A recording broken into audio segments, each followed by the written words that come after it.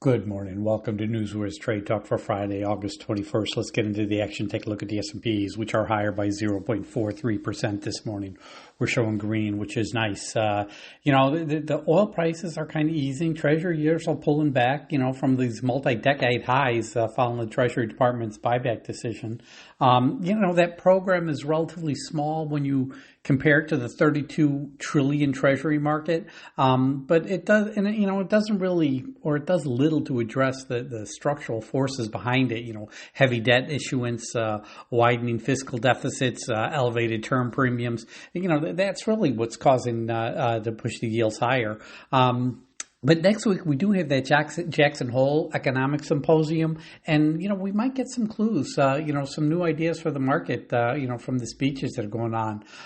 Fed Chairman Kevin Walsh, I believe, is scheduled to speak on Friday.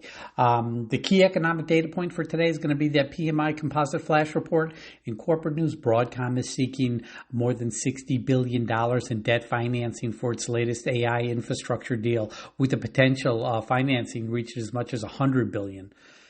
Citi, Morgan Stanley, Goldman Sachs, JP Morgan, they're all reportedly involved in preparations for that Anthropic IPO. That's something to keep an eye on.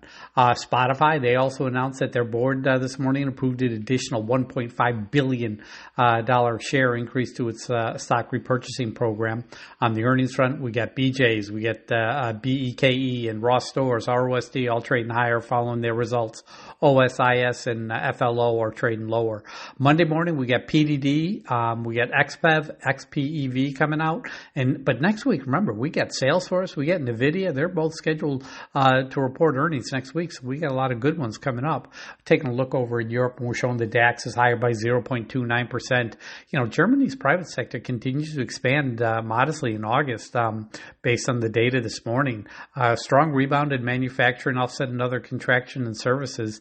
You're seeing gains in techs and utilities in that index this morning. The FTSE is higher by 0.2% this morning, supported by mining stocks. Precious metals and industrial metal prices are pushing higher. Financial stocks are also moving higher. In Paris, the CAC is up 0.14% with gains in autos and financial stocks. In Asia last night, I'd say mixed to higher. I mean, the Nikkei did fall 0.3%. But they had their inflation data came out, which rose for the second straight month in July due to higher energy costs. This is putting pressure on the BOJ to act on rates in September. They could get a rate hike. In Hong Kong, the Hang Seng finished higher by 1.21% with gains in technology, producer manufacturing, and financial stocks leading that advance. In China, the Shanghai was higher by 0.04%. Gains in AI and semiconductor shares. Then we turn our attention over to oil, and oil remains a mixed bag. I mean, it's currently trading higher. I mean, it was lower. I mean, we're seeing WTI at $86.97 a barrel. We're seeing Brent at $94.09 a barrel. I mean, it was down 1%, but oil remains on track for, second consecutive weekly gain. We're talking about 6% this week. You got the U.S.-Iran conflict, which shows no sign of abating. The Strait of Hormuz situation remains unclear. Vessels really aren't transmitting that strait. The U.S. is planning on, further isolating Iran and its economy. President Trump is supposed to be making his comments, which he calls economic D-Day, on Monday. The rhetoric, sends a strong message of strength, but, President Trump will do anything to end this conflict. But if he's going to start taxing the people that do business with Iran, you got to remember that's China. China buys 90% of Iran's oil. So you really can't do that. So I don't see that this announcement on Monday is really going to have any teeth to it. But we'll wait and see. But oil was lower by 1%. It has turned and is now in the green. We're talking earnings, and we're starting off with Ross Stores, ROST. They beat by 72 cents on higher revenue last night when that report came out. You look at that stock this morning, it's up 7.55%. We're talking BEKE, KE Holdings. You look at the stock this morning, it is trading higher. It's up 4.89%. They also delivered a strong earnings beat. In BJ's, the superstore, I guess, is what should we call it? I mean, listen, stock's trading up 2.61%. They beat by 19 cents on good revenue. So yeah, relatively positive on the earnings front. PDD Holdings, they're coming out Monday morning. Their EPS is $2.85, $2.85. Expected move is 7.82% when they release. In terms of economic reports at 9:45, we get the PMI composite flash data coming out. At 1 p.m., we get the Baker Hughes rig count set to be released. In terms of news hitting the tape this morning, Apple lays off 60 employees from its VR development team. Interesting. You got to talk about Google, Meta. A New Jersey teen withdrew her test case lawsuit against Meta, Google, and Snap without payment. Interesting. Tesla recalls nearly 3 million vehicles in China over safety issues. NVIDIA, Poolside AI, signs a $6 billion licensing deal with NVIDIA, plus a $1 billion investment. Merck continues to trade higher. Had that positive news on Wednesday about their team up with Moderna mRNA on a breakthrough in that phase 3 trial, which really was astounding. I mean, it was the first time you've seen a 100% effective rate in a cancer drug. So, yeah, positive there.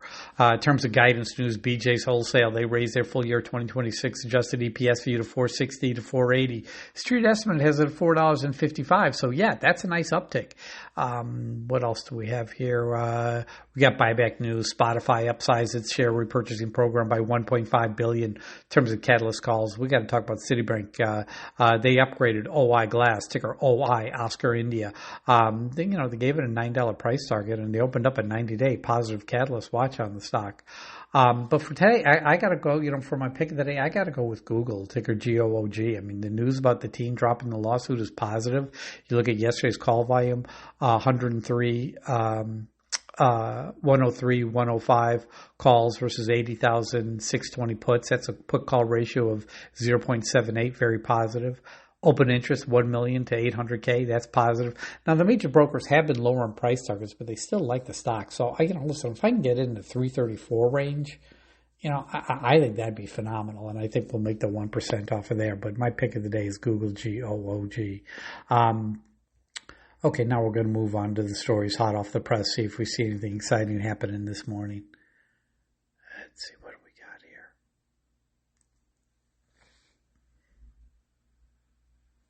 Samsung plots mega buyback after AI windfall. Uber fined $966 million in the Netherlands for automated driving suspensions.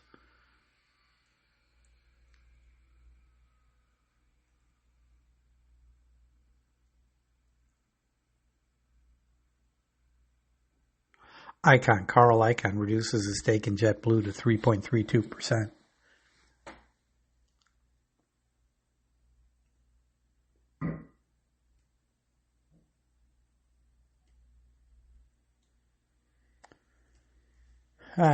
Some layoffs at JP Morgan, highest level since 2015.